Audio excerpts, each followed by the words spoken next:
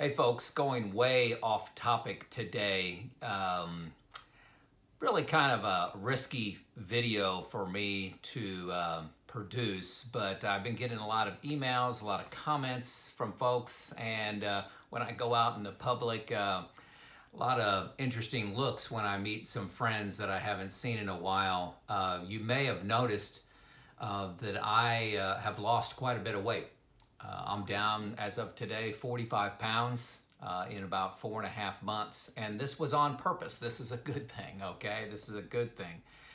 So I struggled whether to make a video on this, but it's such a big part of my life and something I'm working towards. And there's some powerful lessons in here and some information that shocked me. And I wanted to share it with you. Got the heart of a teacher here. So going rogue here on a Thursday. This joke of leandriven reliability. Okay, that's mainly what I talk about, reliability, but today we're going way off topic. Okay, folks, a little background. Hey, I was 235 pounds. I was strong. I lifted weights. I could hike. I could run. I have 4 adult children and I move them all the time, work around their house. I just do a lot of physical work. I considered myself in pretty good shape. I was thick, that's a kind word, but I was in overall good health. One of the things I needed to do since I retired is I changed health insurance and I applied for, with Farm Bureau, great company, applied for a new policy and I came back as high risk. And I'm 56 years old, and I was like shocked. I basically don't have any health conditions. My blood pressure started to creep up on me, but historically I've been low, but it wasn't bad, but it was creeping up on me. But I'm like, it was kind of a gut check for me. What do you mean I'm high risk? I don't have any chronic issues. Doctor says I'm fine all the time. Need to lose some weight, but I just didn't think much of it. My weight was going on, and then this gut check came. I took a hard look, and I'm a YouTube junkie. Hopefully you are too. There's so much information out there, but I started to educate myself, and this was big. And I found something called keto intermittent fasting. Now don't check out on me, okay? I got some 8 lessons here. 8 shocking truths that I've discovered that were shocking to me. I'd like to thank Dr. Jason Fung, Dr. Mindy Pelz, and Dr. Ken Berry, all YouTube personalities, and I'll put a link to all of them below. They've been very impactful in my education and my growth around my health. Just big deal. Okay, don't check out on me, folks. I've got 8 things that were shocking to me, and I think most of them will be surprising to you. And if I could help one person out there, this video is going to be worth it, okay? It really will be. Number 1, eating less and exercising more is a lie. That's an absolute lie.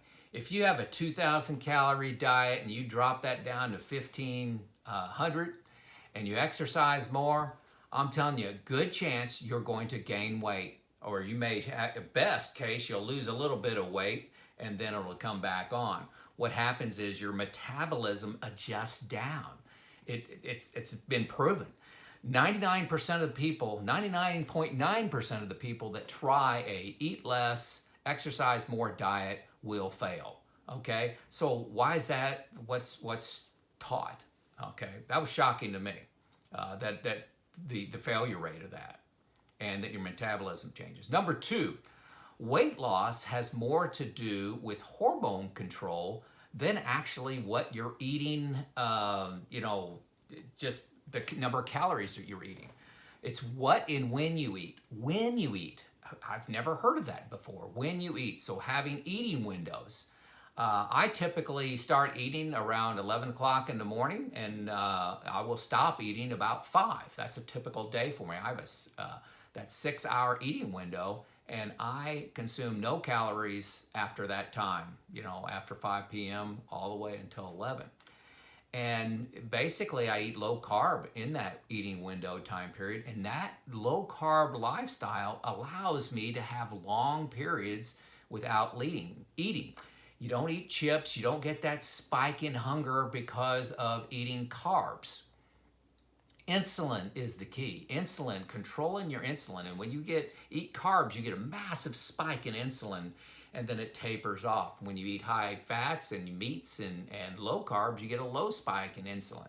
And insulin is the key. I'm not going to get real dangerous here and talk about how it works, but your body responds completely differently to low insulin foods.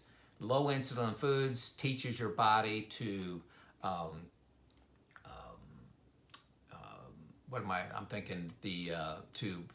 burn fat rather than to store food as fat. I guess that's the short version. Instead of, hey, I've got too much insulin coming in, I've got high carbs coming in, I got to do something with all this energy, I'll store it as fat. Versus, hey, we've got low insulin, I'm a fat burner. And that's what you become on keto intermittent fasting. You become a fat burner. Okay? Number 3, I eat far better food, fresher food, whole foods, nothing that comes in a box, but I'm actually spending less. Some people think I can't afford to go on a diet like that. It costs more money. My wife has said we are spending 30% less on food now because we're eating better food, but it is sustaining us longer. She's joining me on this journey as well. Fasting, number 4, fasting is actually pretty easy if you eat the right foods. Hunger comes and goes. If you eat the right foods, you don't get these spikes. And when I say hunger comes and goes, if I may get hungry at, let's say 8 p.m. at night, 8 p.m. I get at night, I'll have a spike, kind of that temptation to get some chips or some salty food. But then it just goes away, especially when you get busy or get into a conversation or get into a TV show. It can just fade away because it's hormonal, okay? Eating is a state changer. This was Dr. Mindy Pelz really talks about this, is, if you're bored, if you're stressed, if you're, just excited, eating changes your state. So when you're bored, when you're stressed, that was for me, hey, let's grab something to eat. It's a state changer. So when I understand, this is me, when I understand what's going on, I say, I'm not really hungry. I just need a state to do something different. Maybe I'll exercise. Maybe I'll go for a walk. Maybe I'll read a book when I need to change my state instead of eating. Number 5, surprise. I've heard these 3 doctors will talk about this, but increased mental focus. People talk about brain fog, and I'd say I've had that some of the time where you're just a little fuzzy, but I have just this passion to learn and to accomplish things. I'm getting 3 times as many things done around the house.